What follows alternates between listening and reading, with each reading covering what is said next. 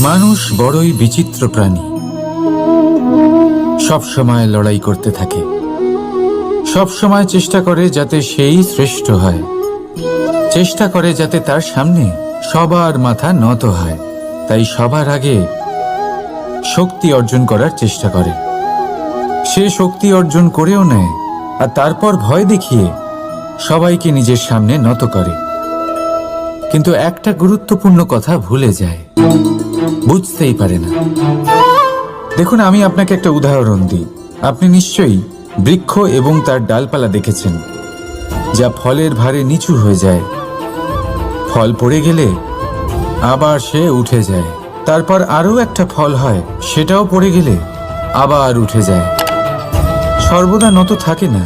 কখনো হাঁটতে গিয়ে আপনি নিশ্চয়ই দেখে থাকবেন যে আপনার পা কোনো ফুলের ওপরে পড়লে তা নত হয়ে যায়, কিন্তু যেই আপনি পা সরাবেন সেই ফুল আবার উঠে দাঁড়ায়।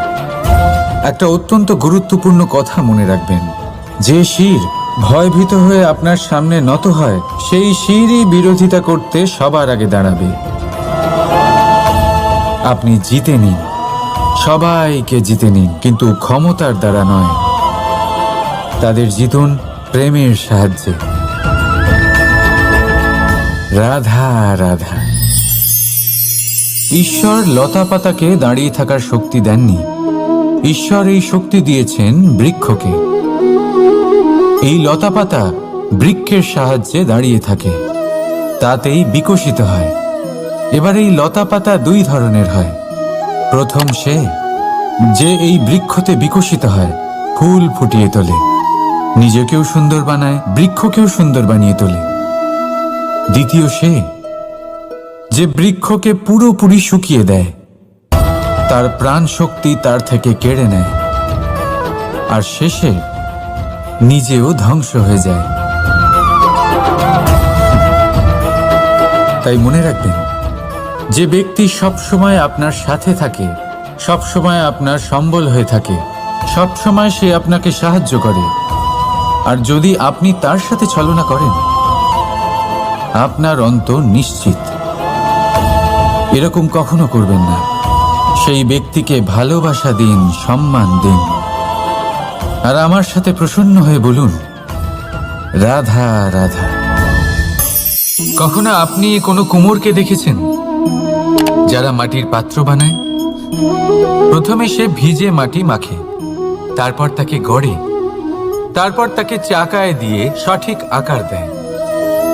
যদি আকার ঠিক না হয় তা তক্ষুনি ঠিক করে দেয়, কারণ সে এটা জানে যে একবার এটা আগুনের তাপে দিয়ে দিলে, একবার এটা শুকিয়ে গেলে তারপরে এর আকার কখনোই বদলানো যায় না। এখানে লুকিয়ে আছে একটা শিক্ষা, সমস্ত মাতা পিতার জন্য একটা শিক্ষা। মাতা পিতাও তো এরকমই হন। তাদের নিজেদের সন্তানকে সঠিক সময় মতো শ্রেষ্ঠ শিক্ষা দেওয়া উচিত।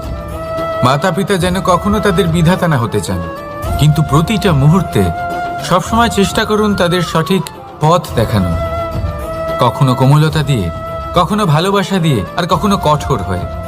তার জীবনকে, তার ব্যক্তিত্বকে আকার দেওয়ার চেষ্টা করুন।